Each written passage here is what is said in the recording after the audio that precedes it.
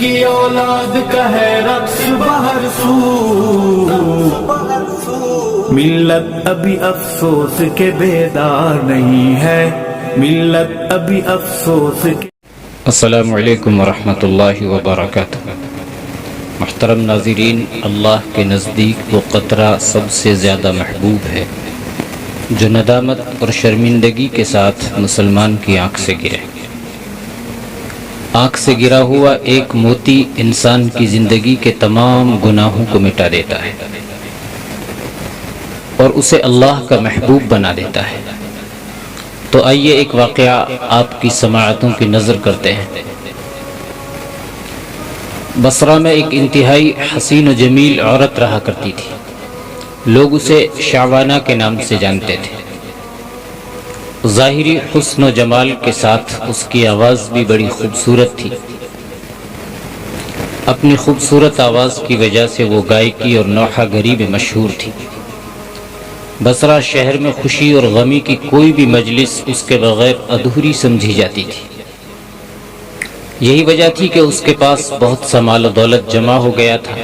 بصرہ شہر میں فسق و فجور یعنی گناہوں کے حوالے سے اس کی مثال دی جاتی تھی۔ اس کا رہن سہن امیرانہ تھا۔ وہ بیش قیمت لباس زیب تن کرتی اور نہایت قیمتی زیورات سے بنی سنوری رہتی تھی۔ ایک دن وہ اپنی رومی اور ترکی کنیزوں کے ساتھ کہیں جا رہی تھی کہ راستے میں اس کا گزر حضرت صالح المری علیہ الرحمہ کے گھر کے قریب سے ہوا۔ آپ اللہ کے برگزیدہ بندوں میں سے تھے۔ آپ باعمل عالم دین اور عابد الزاہد تھے۔ آپ اپنے گھر میں لوگوں کو وعظ و نصیحت فرمایا کرتے تھے۔ آپ کے بیان کی تاثیر سے لوگوں پر رقت طاری ہو جاتی۔ وہ بڑی زور زور سے آہو بکا شروع کر دیتے اور اللہ عز و جل کے خوف سے ان کی آنکھوں سے آنسوؤں کی جھڑیاں لگ جاتی۔ جب شعوانہ نامی وہ عورت وہاں سے گزرنے لگی تو اس نے گھر کے اندر سے آہو فغاں کی آوازیں سنی تو اسے بہت غصہ آیا۔ وہ اپنی کنیزوں سے کہنے لگی، تعجب کی بات ہے کہ یہاں نوحہ کیا جا رہا ہے، یہاں لوگ رو رہے ہیں اور مجھے اس کی خبر تک نہیں دی گئی۔ پھر اس نے ایک خادمہ کو گھر کے حالات معلوم کرنے اندر بھیج دیا۔ وہ باندی اندر گئی اور اندر کے حالات دیکھ کر اس پر بھی خدا کا خوف طاری ہو گیا اور وہ وہیں بیٹھ گئی۔ جب وہ واپس نہ آئی تو شعوانہ نے کافی انتظار کے بعد دوسری اور پھر تیسری لونڈی کو اندر بھیجا مگر وہ بھی واپس نہ لوٹی۔ پھر اس نے چوتھی خادمہ کو اندر بھیجا جو تھوڑی دیر بعد واپس لوٹ آئی اور اس نے بتایا کہ گھر میں کسی کے مرنے پر ماتم نہیں ہو رہا بلکہ اپنے گناہوں پر راہ و بکا کی جا رہی ہے۔ لوگ اپنے گناہوں کی وجہ سے اللہ کے خوف سے رو رہے ہیں۔ شعوانہ نے یہ سنا تو ہنسنے لگی اور ان کا مذاق اڑانے کی نیت سے گھر کے اندر داخل ہو گئی، لیکن قدرت کو کچھ اور ہی منظور تھا۔ جو ہی وہ اندر داخل ہوئی اللہ عز و جل نے اس کے دل کو پھیر دیا۔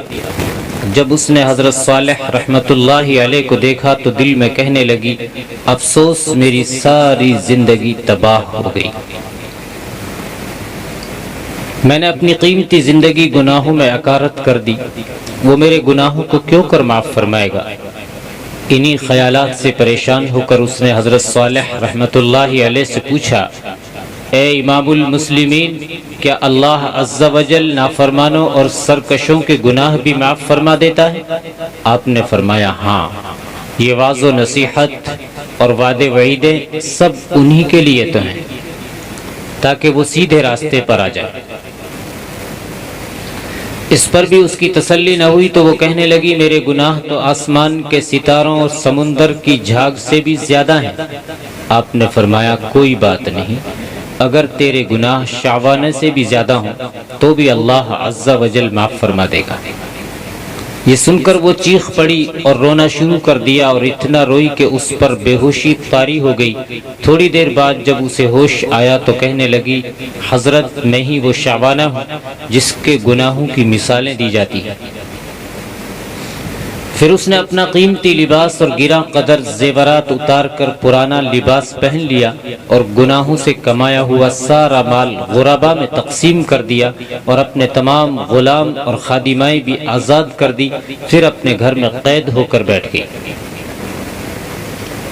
اس کے بعد وہ شب و روز اللہ عز و جل کی عبادت میں مصروف رہتی اور اپنے گناہوں پر روتی رہتی اور معافی مانگتی رہتی، رو رو کر اپنے رب کی بارگاہ میں التجائیں کرتی، اے توبہ کرنے والوں کو محبوب رکھنے والے اور گنہگاروں کو معاف فرمانے والے، مجھ پر رحم فرما، میں کمزور ہوں، تیرے عذاب کی سختیوں کو برداشت نہیں کر سکتی، تو مجھے اپنے عذاب سے بچا لے اور مجھے اپنی زیارت سے مشرف فرما۔